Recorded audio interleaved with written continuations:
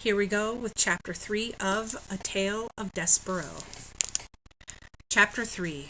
Once upon a time. Despereaux's siblings tried to educate him in the ways of being a mouse. His brother, Furlough, took him on a tour of the castle to demonstrate the art of scurrying. "Move side to side," instructed Furlough, scrabbling across the waxed castle floor. "Look over your shoulder all the time. First to the right, then to the left. Don't stop for anything." But Despereaux wasn't listening to Furlough. He was staring at the light pouring in through the stained glass windows of the castle. He stood on his hind legs and held his handkerchief over his heart and stared up, up, up into the brilliant light.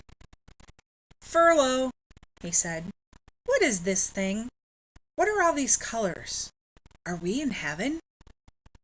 "Cripes!" shouted Furlough from a far corner. "Don't stand there in the middle of the floor talking about heaven. Move! You're a mouse, not a man. You gotta scurry." "What?" said Despereaux, still staring at the light. But Furlough was gone.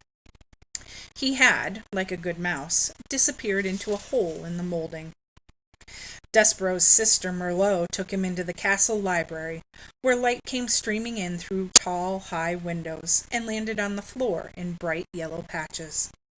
"Here," said Merlot, "follow me, small brother, and I will instruct you on the fine points of how to nibble paper."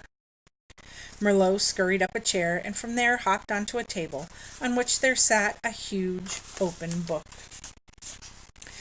"This way, small brother," she said as she crawled onto the pages of the book, and Despereaux followed her from the chair to the table to the page.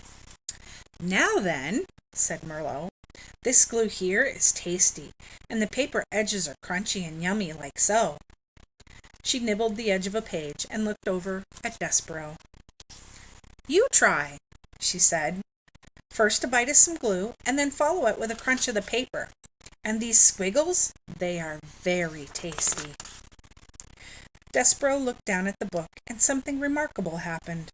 The marks on the pages, the squiggles as his sister had called them, arranged themselves into shapes. The shapes arranged themselves into words, and the words spelled out a delicious and wonderful phrase. "Once upon a time." "Once upon a time," whispered Despereaux. "What?" said Merlot. "Oh, nothing." "Eat," said Merlot. "I couldn't possibly," said Despereaux, backing away from the book. "But why?" Said Despereaux. "It would ruin the story." "The story? What story?" Merlot stared at him. A piece of paper trembled at the end of one of her indignant whiskers. "It's just like Pa said when you were born. Something's not right with you." She turned and scurried from the library to tell her parents about his latest disappointment. Despereaux waited until she was gone, and then he reached out and with one paw touched the lovely words, "Once upon a time." He shivered. He sneezed. He blew his nose into his handkerchief. "Once upon a time," he said aloud, relishing the sound, and then, tracing each word with his paw, he read the story of a beautiful princess and the brave knight who serves and honors her. Despereaux did not know it, but he would need very soon to be brave himself. Have I mentioned that beneath the castle there was a dungeon? In the dungeon there were rats.